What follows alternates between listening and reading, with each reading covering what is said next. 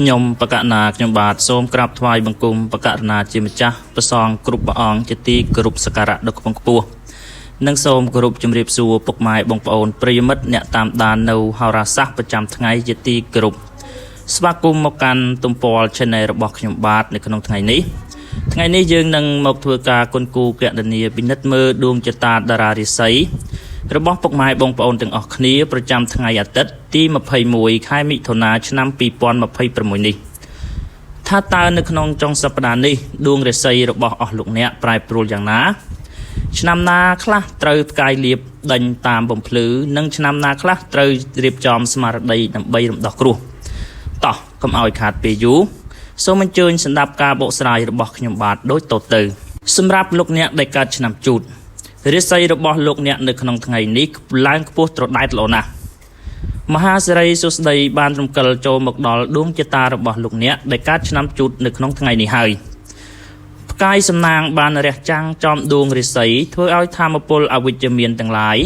ត្រូវបានរុញចេញឆ្ងាយអស់ទៅហើយរាល់កិច្ចការងារទាំងឡាយណាដែលធ្លាប់តែមានការស្មុគស្មាញឬជួបភាពតល់ច្រកពីមុននឹងត្រូវបានដោះស្រាយចេញជាពន្លឺជោគជ័យដាច់ស្រឡះសម្រាប់បងប្អូនដែលប្រកបមុខរបររកស៊ីជួញដូរគឺជាថ្ងៃដ៏វិសេសវិសាលក្នុងការបើកចំហទ្វារទទួលលុយកាក់មានម៉ូយចាស់ថ្មីជួយទិញដាច់ណាស់ហិរញ្ញវត្ថុនិងមនោសញ្ចេតនាខ្សែទឹកប្រាក់បាញ់ចូលមកពេញទំហឹងមានលៀបសក្ការៈហោចូលមកពីច្រើនប្រភពរួមទាំងលៀបចៃដន្យផងដែររឿងរ៉ាវបេះដូងនិងគ្រួសារមានភាពចុះសម្រុងផ្អែមល្ហែមនិងយល់ចិត្តគ្នាខ្លាំងណាស់ចំណែកឯពណ៌ដែលនាំឲ្យលោកអ្នកមានសំណាងកាន់តែខ្លាំងឡើងនោះគឺជាពណ៌មាសឬចំណែកឯលេខដែលនាំឲ្យលោកអ្នកមានសំណាងគឺជាលេខ9សម្រាប់លោកអ្នកដែលកើតឆ្នាំឆ្លូវរាសីរបស់លោកអ្នកនៅក្នុងថ្ងៃនេះស្ថិតនៅក្នុងរាសីមធ្យមចំពោះលោកអ្នកដែលកើតឆ្នាំឆ្លូវដំណើរជីវិតរបស់អ្នកនៅក្នុងថ្ងៃនេះស្ថិតនៅក្នុងសភាពស្ងប់ស្ងាត់និងមានភាពនឹងថឹងល្អណាស់មិនទាន់មានរលកខ្យល់បក់បោកខ្លាំងឡើយកិច្ចការងារប្រចាំថ្ងៃហូរទៅមុខតាមគន្លងធម្មតាដំបូងមានសម្រាប់ថ្ងៃនេះគឺលោកអ្នកមិនគួរអន្ទះសារចង់បានលទ្ធផលលឿនពេកនោះទេហើយក៏មិនគួរប្រញាប់ប្រញាល់បោះទុនធំដុំក្នុងរឿងដែលមិនទាន់ច្បាស់លាស់ឡើយត្រូវរក្សាទំនាក់ទំនងល្អជាមួយមិត្តរួមការងារនោះលទ្ធផលល្អៗនឹងហុចមកឲ្យតាមក្រោយហិរញ្ញវត្ថុនិងមនោសញ្ចេតនាចំណូលនិងចំណាយមានតុល្យភាពល្អមិនទាន់មានសញ្ញាខាតបង់ទេរឿងមនោសញ្ចេតនាមានភាពជាធម្មតាគ្រាន់តែត្រូវប្រុងប្រយ័ត្នការប្រើពាក្យសម្ដីបន្តិចបន្តួចសម្រាប់ពណ៌ដែលនាំឲ្យលោកអ្នកមានសំណាងនោះគឺពណ៌ក្រហមរីឯលេខវិញគឺលេខ4សម្រាប់លោកអ្នកដែលកើតឆ្នាំខាលលោកអ្នកដែលកើតឆ្នាំខាលរាសីរបស់លោកអ្នកនៅក្នុងថ្ងៃនេះគឺឡើងខ្ពស់ត្រដែតល្អណាស់សម្រាប់អ្នកកើតឆ្នាំខាលពន្លឺជោគជតាកំពុងតែរះត្រដែតឡើងលោកអ្នកមានធម៌ពលខ្លាំងផ្លូវចិត្តខ្លាំងនិងមានភាពវៃឆ្លាតក្នុងការដោះស្រាយបញ្ហានៅក្នុងកិច្ចការងារឬការធ្វើជំនួញលោកអ្នកនឹងមានមនុស្សចាស់ឬអ្នកមានបុណ្យចូលមកជួយជ្រោមជ្រែងនិងបើកផ្លូវណែនាំប្រសិនបើមានគម្រោងចង់ចូលចាររឿងសំខាន់ចុះកិច្ចសន្យាឬការបោះទុនរកស៊ីខ្នាតតូចវាគឺជានក្ខត្តរឹកដ៏ល្អវិសេសវិសាលខ្លាំងណាស់និងទទួលបានផលផ្លែផ្ការរហ័សទាន់ចិត្តលុយកាក់ហូរចូលមកល្អមានឱកាសកាក់កពីការងារបន្ថែមចំពោះលោកអ្នកដែលនៅលាវនិងមានមនុស្សនាំដំណឹងល្អឬណែនាំឲ្យស្គាល់គូស្រករដែលមានចរិតចាស់ទុំសម្រាប់ពណ៌ដែលនាំឲ្យលោកអ្នកមានសំណាងគឺពណ៌ខៀវនិងពណ៌បៃតងរីឯលេខគឺលេខ7សម្រាប់លោកអ្នកដែលកើតឆ្នាំថោះដួងចតារាសីរបស់លោកអ្នកដែលកើតឆ្នាំថោះនៅក្នុងថ្ងៃនេះស្ថិតនៅក្នុងរាសីមធ្យមដួងចតារបស់លោកអ្នកដែលកើតឆ្នាំថោះនៅថ្ងៃនេះស្ថិតនៅក្នុងភាពសាមញ្ញនិងសុខសាន្តមិនទាន់មានការប្រែប្រួលជាដុំកំភួនឬការរង្គោះរង្គើណាមួយឡើយនេះជាពេលវេលាដ៏ល្អបំផុតសម្រាប់លោកអ្នកក្នុងការសម្រាកខួរក្បាលរៀបចំផែនការការងារឬសម្អាតឯកសារផ្សេងៗចូលធ្វើចិត្តឲ្យសប្បាយរំលាយចោលនៅរឿងរ៉ាវអវិជ្ជមានឬសម្ដីចាក់ដោតរបស់អ្នកដទៃចោលទៅកុំយកមកដាក់ក្នុងខួរក្បាលនាំឲ្យខូចហុងស៊ុយរបស់លោកអ្នកលុយកាក់ចូលមកស្ដាងតាមកម្លាំងញើសឈាមមិនទាន់មានលៀបបណ្ដែតធំដុំទេគួរគ្រប់គ្រងការចាយវាយឲ្យបានល្អរឿងស្នេហាមានភាពរលូនផ្អែមល្ហែមនិងយល់ចិត្តគ្នាទៅវិញទៅមកល្អណាស់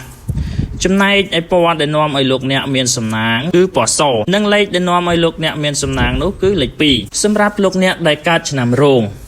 រាសីរបស់លោកអ្នកដែលកើតឆ្នាំរោងនៅក្នុងថ្ងៃនេះស្រុតចុះបន្តិចចំពោះលោកអ្នកដែលកើតឆ្នាំរោងនៅក្នុងថ្ងៃអាទិត្យនេះដួងរាសីហាក់មានខ្យល់ ទាស់បោកបក់បន្តិចបន្តួចដែលធ្វើឲ្យធម៌ពលផ្លូវចិត្តរបស់អ្នកហាក់ស្រុតចុះងាយនឹងមានអារម្មណ៍ថាធុញថប់ឬមួម៉ៅនៅក្នុងកន្លែងការងារឬមុខរបររកស៊ីអាចនឹងមានរឿងរកម្មរកុសឬការយល់ច្រឡំខ្លះៗកើតឡើងលោកគ្រូសូមណែនាំឲ្យរក្សាភាពស្ងប់ស្ងាត់និងជៀសវាងការជជែកដេញដោលវែកញែកយកឈ្នះយកចាញ់ជាមួយនឹងមនុស្សដែលនៅជុំវិញខ្លួនព្រោះការតបតមានតែការបង្កើតសត្រូវថែមចូលយកភាពស្ងប់ស្ងាត់ឈ្នះភាពចលាចលប្រយ័ត្នការចាយវាយតាមអារម្មណ៍ឆិនឆៃឬត្រូវខាតបង់ប្រាក់កាក់លើរឿងមិនចាំបាច់រឿងរ៉ាវបេះដូងគួរចេះអត់ឱននិងដើរថយក្រោយម្នាក់មួយជំហានទើបរក្សាបាននូវភាពសុខសាន្តចំណែកឯពណ៌ដែលនាំឲ្យអ្នកមានសំណាងនោះគឺពណ៌បៃតងខ្ចីរីឯលេខគឺជាលេខ1សម្រាប់លោកអ្នកដែលកើតឆ្នាំម្សាញ់រាសីរបស់លោកអ្នកនៅក្នុងថ្ងៃនេះឡើងខ្ពស់ត្រដែតលោណាស់អោព្រំលិខិតកំពុងតែចាប្រាក់ចាមាសឲ្យអ្នកកើតឆ្នាំម្សាញ់ហើយថ្ងៃនេះដួងជតាតារាសាស្ត្ររបស់អ្នកឡើងខ្ពង់ខ្ពស់ត្រដែតរះភ្លឺច្បាស់ដូចពន្លឺព្រះច័ន្ទពេញបរមីរាល់ទុកបុកម្នេញឬបញ្ហាស្មុគស្មាញចាស់ដែលធ្លាប់តែតាមលងបន្លាចនឹងធ្វើឲ្យអ្នកដេកមិនលក់ពីមុនមកនឹងត្រូវបានដោះស្រាយដាច់ស្រឡះនៅក្នុងថ្ងៃនេះលោកអ្នកនឹងមានឈ្មោះបោះសម្លេងទទួលបានការជឿជាក់និងការកោតសរសើរខ្លាំងពីមនុស្សដែលនៅជុំវិញខ្លួនបើមានផែនការធំ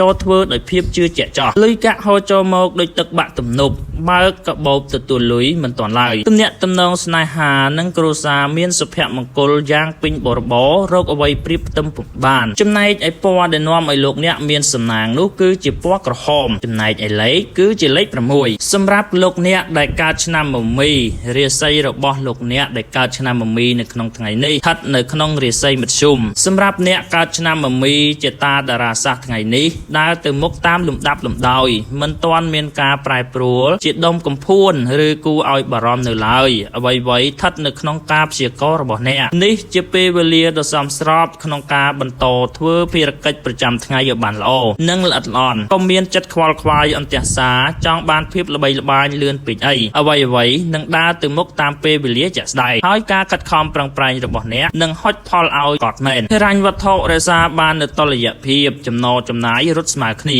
សុខភាពផ្លូវកាយនិងផ្លូវចិត្តស្ថិតនៅក្នុងសភាពល្អប្រសើរគ្មានជំងឺរារាំងឡើយចំណែកឯពណ៌ដែលនាំឲ្យលោកអ្នកមានសំណាងនោះគឺពណ៌ទឹកក្រូចរីឯលេខវិញគឺជាលេខ3សម្រាប់លោកអ្នកដែលកើតឆ្នាំមមែលោកអ្នកដែលកើតឆ្នាំមមែថ្ងៃនេះរាសីរបស់លោកអ្នកស្រុតចុះអស់លោកដែលកើតឆ្នាំមមែថ្ងៃនេះតម្រាគ្រូណែនាំឲ្យដាស់ស្មារតីប្រុងប្រយ័ត្នឲ្យបានខ្ពស់មែនទែនព្រោះដួងរាសីមានសញ្ញាណអាប់អួរបន្តិចដោយសារផ្កាយគ្រោះរំកិលកាត់រាល់ការសម្រេចចិត្តធ្វើកិច្ចការងារធំការព្រមព្រៀងឬការចុះហត្ថលេខាលើឯកសារកិច្ចសន្យាផ្សេងត្រូវតែពិនិត្យវិច័យមើលឲ្យមែនទែនឲ្យច្បាស់លាស់ព្រោះវាងាយនឹងធ្វើឲ្យមានការភ័ន្តច្រឡំឬចាញ់បោកគេដែលនាំឲ្យខាតបង់ប្រាក់កាសម្យ៉ាងវិញទៀតហាមផ្ដល់ទំនុកចិត្តលើសម្ដីផ្អែមល្ហែមរបស់មនុស្សនៅខាងក្រៅម្យ៉ាងទៀតហាមផ្ដល់ទំនុកចិត្តលើសម្ដីផ្អែមល្ហែមរបស់មនុស្សដែលនៅជុំវិញខ្លួនយើងហាមដកប្រាក់ទៅបោះទុនផ្សងព្រេងឬឲ្យគេខ្ចីបុលជាដាច់ខាតនៅក្នុងថ្ងៃនេះព្រោះងាយនឹងបាត់បង់ទាំងលុយ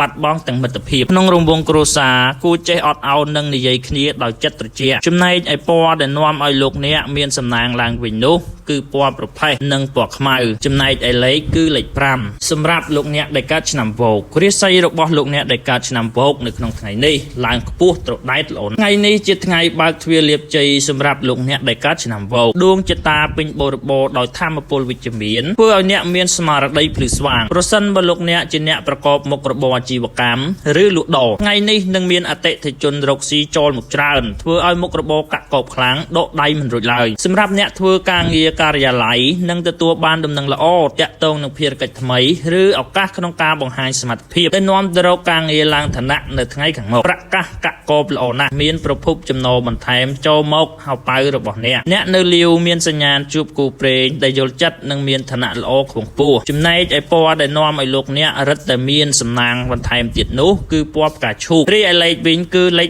8សម្រាប់លោកអ្នកដែលកើតនៅក្នុងឆ្នាំរកាលោកអ្នកដែលកើតឆ្នាំរការាសីរបស់លោកអ្នកនៅក្នុងថ្ងៃនេះស្ថិតនៅក្នុងសភាពមធ្យមទេអ្នកដែលកើតឆ្នាំរកាថ្ងៃនេះខ្សែជីវិតតែនាំអ្នកទៅរកភាពស្ងប់ស្ងាត់និងសុខសាន្តនៅចុងសប្តាហ៍មិនមានសម្ពាធការងារណាធំដុំមករំខានផ្លូវចិត្តរបស់អ្នកឡើយនេះជាថ្ងៃដ៏ល្អសម្រាប់ការធ្វើការងារដោយយកចិត្តនេះជា ថ្ងៃដ៏ល្អសម្រាប់ការធ្វើការងារដោយចិត្តត្រជាក់កុំខ្វល់ខ្វាយនឹងរឿងជុំវិញខ្លួនច្រើនពេកគួរចំណាយពេលសម្រាកលំហែកាយឬរកពេលវេលាហូបចុកជួបជុំគ្នាជាមួយក្រុមគ្រួសារនិងមនុស្សជាទីស្រឡាញ់ដើម្បីបង្កើតកម្លាំងចិត្តនិងថាមពលថ្មីៗសម្រាប់ជីវិតលុយកាក់មានការចំណាយខ្លះទៅលើការហូបចុកឬការដើរលេងកម្សាន្តប៉ុន្តែមិនប៉ះពាល់ដល់សេដ្ឋកិច្ចរួមឡើយរឿងស្នេហាមានភាពផ្អែមល្ហែមរលូនល្អណាស់សម្រាប់ពណ៌ដែលនាំឲ្យអ្នកមានសំណាងនោះគឺពណ៌ខៀវខ្ចីឬពណ៌ទឹកប៊ិចរីឯលេខគឺលេខ1សម្រាប់លោកអ្នកដែលកើតឆ្នាំចរាសីរបស់លោកអ្នកនៅក្នុងថ្ងៃនេះស្រុតចុះបន្តិចលោកអ្នកដែលកើតឆ្នាំចថ្ងៃនេះខ្សែជីវិតអាចនឹងត្រូវជួបរឿងរំខានចិត្តឬអារម្មណ៍មិនសូវសប្បាយចិត្តដោយសារតែពាក្យសម្ដីអវិជ្ជមានឬការយល់ច្រឡំពីមនុស្សជុំវិញខ្លួនលោកគ្រូសូមណែនាំថាសូមតាំងចិត្តឲ្យមាំដូចផ្ទាំងថ្មហើយដើររំលងចោលនៅរឿងអត់ប្រយោជន៍ទាំងនោះទៅកុំយកមកគិតនាំឲ្យខូចការងារធំនិងហត់ខួរក្បាលភាពជោគជ័យនិងការធ្វើមិនដឹងមិនលឺរបស់អ្នកគឺជាការតបតដ៏ល្អបំផុតទៅលើមនុស្សអកតេគួររៀបចំផែនការហិរញ្ញវត្ថុឲ្យបានច្បាស់លាស់ជៀសវាងការទិញរបស់តាមអារម្មណ៍ឆេវឆាវរឿងស្នេហាគួរចេះយោគយល់និងបន្ធូរបន្ថយការប្រចែកប្រច័ណ្ឌខុសរឿងដើម្បីរក្សាបាននូវភាពកក់ក្ដៅចំណែកឯពណ៌ដែលនាំឲ្យលោកអ្នកមានសំណាងគឺពណ៌ត្នោតរីឯលេខគឺលេខ6សម្រាប់លោកអ្នកដែលកើតឆ្នាំកុររាសីរបស់លោកអ្នកនៅក្នុងថ្ងៃនេះគឺឡើងខ្ពស់ត្រដែតខ្លាំងណាស់រីករាយពេញទំហឹងសម្រាប់លោកអ្នកដែលកើតឆ្នាំកុរថ្ងៃនេះចតាតារាសាស្ត្ររបស់អ្នកឡើងខ្ពស់ត្រដែតមានពន្លឺបញ្ញាភ្លឺស្វាងគួរឲ្យកត់សម្គាល់ថ្ងៃនេះជាថ្ងៃដែលអ្នកមានថាមពលខួរក្បាលនិងគំនិតច្នៃប្រឌិតខ្ពស់បំផុតក្នុងការដោះស្រាយរាល់បញ្ហាដែលនៅចំពោះមុខបានយ៉ាងងាយស្រួលប្រសិនបើអ្នកមានផែនការចង់រៀបចំគម្រោងអាជីវកម្មថ្មីៗឬចង់ស្វែងរកដៃគូសហការគឺជានក្ខត្តរឹកដ៏វិសេសវិសាលព្រោះនឹងមានមនុស្សចាំគ្រប់គ្រងពីក្រោយយ៉ាងសកម្មលៀបសក្ការៈហូរចូលមកល្អណាស់មានកាដូឬលុយកាក់ដែលមិនរំពឹងទុកធ្លាក់មកដល់ដៃអ្នកនៅក្នុងថ្ងៃនេះស្នេហាមានការយល់ចិត្តគ្នាផ្អែមល្ហែមនិងមានភាពកក់ក្ដៅក្នុងចិត្តខ្លាំងណាស់សម្រាប់ឯពណ៌ដែលនាំឲ្យលោកអ្នកកាន់តែមានសំណាងថែមទៀតនោះគឺពណ៌ស្វាយនិងពណ៌ក្រហមព្រិញលេខដែលនាំឲ្យលោកអ្នកមានសំណាងគឺលេខ8បាទជាទីបញ្ចប់នៃការគន់គូរកណនីតារាសាស្ត្រនៅក្នុងថ្ងៃនេះគ្រូសូមបួងសួងដល់គុណព្រះរតនត្រ័យនិងវត្ថុស័ក្តិសិទ្ធិក្នុងលោកសូមជួយប្រោះព្រំប្រសិទ្ធិពលីការសិរីសុស្ដីជ័យមង្គលបលសុខជូនដល់បងប្អូនប្រិយមិត្តអ្នកតាមដានស្ដាប់តារាសាស្ត្រប្រចាំថ្ងៃរបស់លោកគ្រូនៅក្នុងថ្ងៃនេះសូមឲ្យទទួលបានសុខភាពល្អនិងជោគជ័យគ្រប់ភារកិច្ចប្រសិនបើបងប្អូនពេញចិត្តនឹងការបកស្រាយរបស់លោកគ្រូសូមជួយចុច like share និង subscribe ម្នាក់មួយព្រមទាំងបើកសញ្ញារូបកណ្ដឹងដើម្បីទទួលបាននូវការទស្សនាវីដេអូរបស់លោកគ្រូរាល់ថ្ងៃសូមអរគុណនិងសូមជម្រាបលា